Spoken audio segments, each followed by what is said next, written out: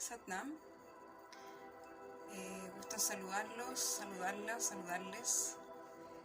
Bueno, para algunos que me conocen, soy Daniela Valenzuela, terapeuta en salud natural, ya hace 12 años.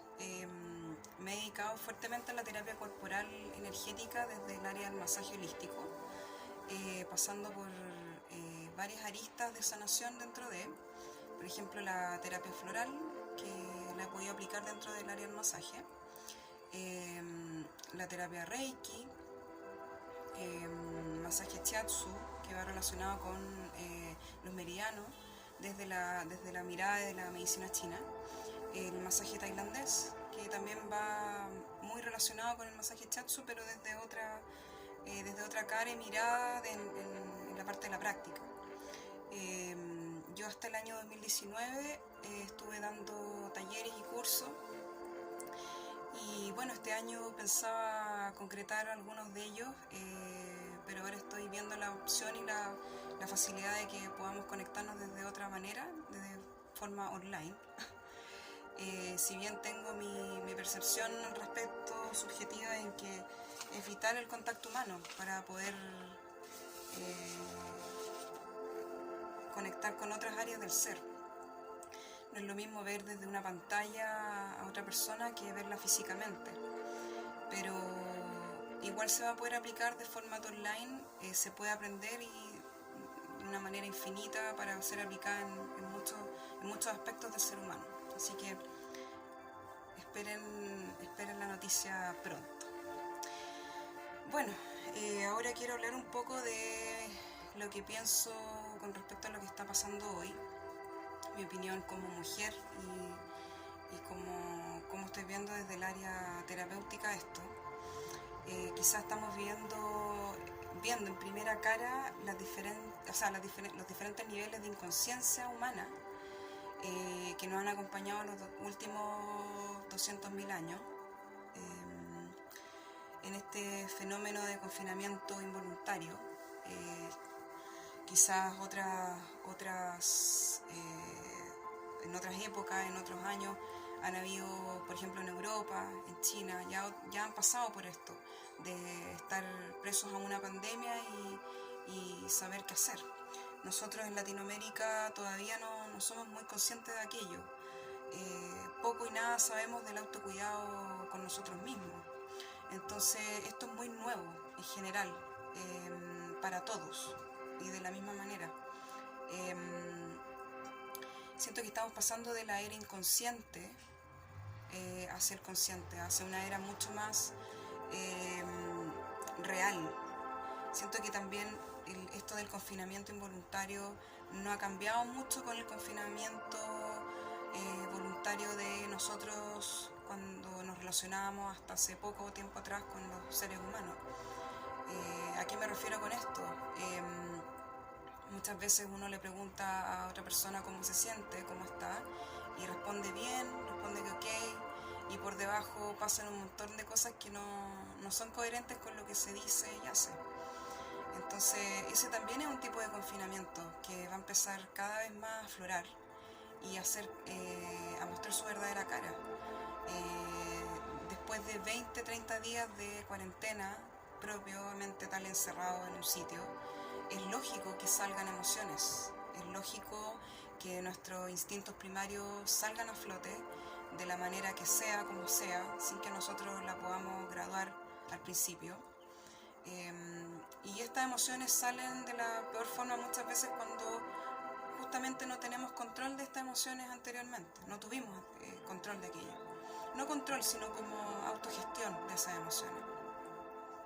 Por ejemplo, voy a dar un ejemplo, el feto, cuando está mucho tiempo, cuando estuvo durante los 9 meses en el vientre de la madre, vivió una serie de cambios químicos, fisiológicos a nivel subconsciente. La madre ni el feto sabían que el bebé estaba experimentando esto, sin embargo ocurría igual.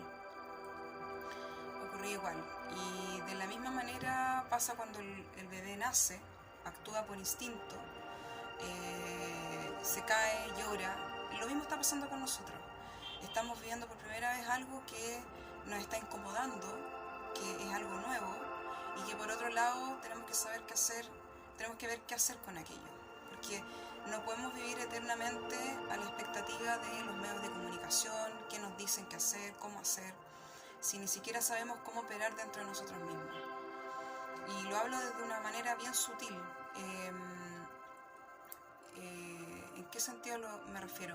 Nosotros no podemos controlar cómo reacciona, por ejemplo, en este caso, cuando hay familias que viven confinadas con más seres, ¿no es cierto? En un receptáculo así de 3x4, 2 papás, 5 hijos. Es imposible que nosotros seamos papás, hijos, hermanos, lo que sea, nos hagamos cargo de la emocionalidad del otro todo el tiempo. Todos los objetos animados e inanimados de mi entorno no tienen que determinar cómo yo coordino mi parte interna, sino más bien de qué me hago cargo, cómo me hago cargo y hasta dónde sé hacerme cargo. Vuelvo al tema inicial con respecto al confinamiento, en relación al tema de estar acuartelados y no saber qué hacer, esto de la mascarilla, de que tengo que sí o sí ponerme la mascarilla porque si no me voy a contagiar o voy a contagiar a otro. Es imposible tener el control de eso. No siempre vamos a estar así. O sea, también tampoco tenemos el control de lo que guardamos, de lo que decimos todo el tiempo. Entonces, sigo sosteniendo que nuestra mente sigue siendo el receptáculo de información exterior. Y ante esa situación tenemos que saber redirigir nuestras emociones. Si no sabemos redirigirla, es muy difícil poder operar desde un estado consciente. Por otro lado, hemos estado acostumbrados como sociedad a que las emociones son malas, que los miedos, la ansiedad es mala. Y resulta que gracias a esas emociones primarias estamos vivos. Por ejemplo, estoy manejando en mi auto y de repente voy y choco sin querer a una persona, inmediatamente se activa mi sentido de alarma, inmediatamente empieza el miedo, la alerta, la ansiedad, y dentro de la manera racional que calibramos esa emoción, solamente reaccionamos por instinto y listo, y nada más. ¿Y después qué pasa con eso? ¿Qué pasa el resto del día? Me escucho mi ritmo cardíaco, sigue alterado, sigo pensando como por estado de alerta todo el tiempo y llego y reacciono. A veces, muchas veces ese estado de alerta se mantiene en el tiempo. Se mantiene y de forma no saludable, porque muchas veces queremos hablar desde otro estado de emocionalidad mucho más sutil, más suave, con nuestra pareja, con nuestro diario vivir, con nuestras actividades que realizamos en una actividad física, qué sé yo, y si nuestra emoción está más exacerbada que nuestro estado neutral de esencia, vamos a estar siempre chocando contra una pared. Entonces, es importante entender de que estamos conectados, estamos todos relacionados unos con otros, nos guste o no nos guste. Todo lo que nos pasa a nosotros le afecta al otro también. Y si somos personas solidarias y queremos ir para allá, tenemos que ser conscientes de que nuestro estado interno también va a afectar nuestro entorno exterior, siempre. Por ejemplo, las plantas cuando están, por ejemplo, invadidas por una plaga, por ejemplo, 5 plantas están con una plaga, un virus, una bacteria, y de las 5 plantas, 2 están muy mal y las otras 3 están sanas o están empezando como a experimentar el estado de esta misma plaga. ¿Qué pasa entre las plantas? Las plantas se comunican entre sí. Las más débiles, las más saludables, le dan la información de que se preparen porque de alguna manera se tienen que autogestionar para que no mueran entre todas. Hay estudios de botánica que hablan de esto. Todos los seres vivos, todas las plantas, los animales, todos sienten. Y está todo correlacionado sí o sí. Todo afecta en el todo. Entonces, de alguna manera esto lo llevo al hecho de que está llegando información por todos los medios, por todos lados, a nivel astrológico, a nivel humano, a nivel de redes de comunicación, y tenemos que saber cómo calibrar todo lo que recibimos. No es posible que cada vez que prendamos la tele nos quedemos pegados viendo ¿y qué va a pasar? ¿Qué no va a pasar? No podemos sostener el futuro, no podemos sostener el presente de otros. Solamente nos podemos hacer cargo de lo que nos pasa a nosotros y dentro de eso poder aportar y ayudar en lo que podamos hacer los demás. Eso es todo. Eso es todo. Bueno, ahora pasando a otro tema. Les quiero hablar un poco de la medicina china. Si bien yo no soy acupunturista, pero me dedico ya hace ya algunos años con respecto a este tema, hablo y trabajo en la forma práctica con mis pacientes desde los canales energéticos, desde los meridianos, desde el shiatsu o desde el masaje tailandés, desde las líneas Sensitive.